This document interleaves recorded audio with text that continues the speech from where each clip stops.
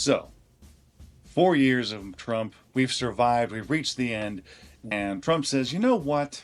For whatever reason that I have pulled out of my orange behind, I've decided I'm not going anywhere. All elections are canceled. Okay, so what? Yes, there will be more elections, and frankly, conservatives really won't have much of a choice but to participate, and I'm going to tell you why. Let's largely, for the moment, for the purposes of this video, to ignore the legalities behind it, because we're about to find out, as of the videotaping of this, whether or not Trump is actually going to even bother listening to judges and things like that. Let's leave out the legalities of it because it's pretty obvious him running for another term is unconstitutional. It's been that way for 248 years. It's going to continue to be. But let's go through a thought experiment that if he tries, what happens? Here's the big problem with believing that if Trump says so, all the elections are canceled. He doesn't really have a say. Besides the obvious that the Constitution says that every 4 years a new president is supposed to be elected, the federal government doesn't run the elections. States do. Or more accurately, the states actually facilitate the elections, and the actual primaries and such are run by the actual parties within the states. So, let's say Trump does that. Let's say a state like California, Gavin Newsom, governor currently.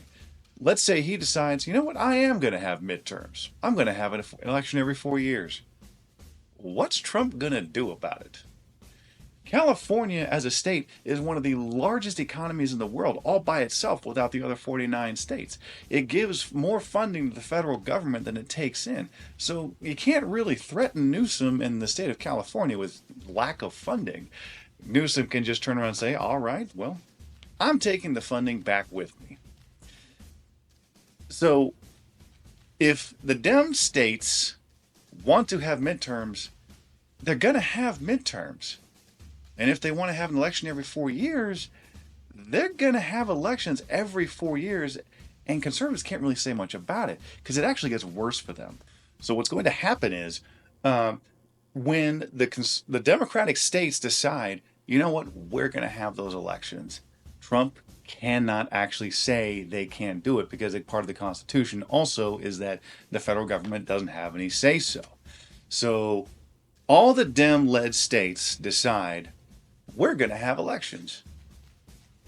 What would have happened in the last number of elections if only Dem states participated? You'd never see another Republican. And what this is going to do is cause a conflict in the Republican parties across all the states, because if they choose not to participate, all the Dem states are going to be the ones that choose the next president. But if the Republicans do participate, they betray Trump. So they're going to be in one hell of a bind. Because once Trump has a third term, he's going to largely be illegitimate as a president, legally speaking. So it's going to be a rock and a hard place for conservatives. They participate, they replace Trump. If they don't participate, Dems pick the next president for pretty much ever. And if Dems have elections, but Trump decides he doesn't want to leave office, Dems could probably cut their funding to the White House at that point, because Trump will then be an illegitimate president, because by that point, Dem states will have elected somebody else to run the government. And that government, if Trump decides to be fighty about it, cagey, try to use the military, then the new government will be formed outside of Washington, D.C., and then you'll have two conflicting presidents and have a constitutional crisis. But then the funding from all the Dem states, the ones that make all the money and fund all the red states' welfare, that money is going to go to the new president. And Trump is going to run through money like nobody's business, just like he always does.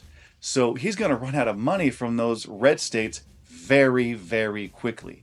He's not going to be able to pay his staff. And by that point, Trump's going to have shrunk government so much, he's not going to have a lot of ways to make anybody do anything short of direct military intervention. And that's also got problems by itself, because the entire active duty military is less than 1% of the entire American population. So even if you have every single one follow his illegal orders, they still have about 350 million people they have to take over. And it's just not going to work that way. There's going to be factions in the military. I mean, even on conservative subreddits, which I troll every now and then, they don't seem to be behind him having a third term either. Granted, conservative subreddits aren't really that representative of the overall conservative party, but it is indicative of a little bit of it, because they don't have to be indicative of the entire party as much as just enough of the party that they turn on Trump. Because despite whatever Trump's BS tries to tell you, he barely won the last election. He barely won the first time. We don't need all conservatives to jump ship. We just need enough of them. And enough, hopefully, independents or people that decided to sit out the last one, that they will not support him having a third term.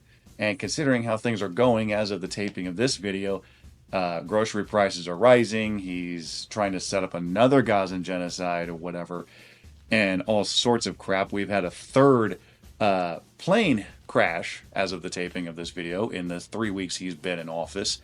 Things are already getting worse. So saying that he can just cancel the next elections assumes a lot that he's going to have the influence, that he's going to have the money, the popularity, the capability, and he really may not have any of them, if not just one or two. So I just don't think he's going to get away with saying, I'm going to go for a third term.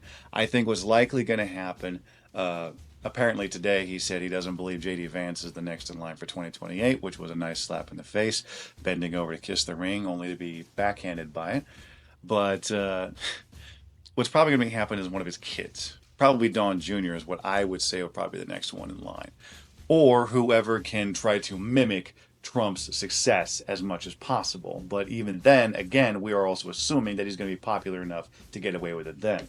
So, yes, there's going to be more elections. And if conservatives decide not to participate, it'll be decided for them. So I really can't take Doomerism seriously when it says that this last election was the last election we're going to have. Because, again, states run their elections, not the federal government. He's not going to have any say in what they do if they decide to do it. So get with your local and state parties. You can start influencing this now. Hell, at this point, I'm pretty encouraged to just announce the next presidential candidate for the Dems anyway. So more chaos. Why not?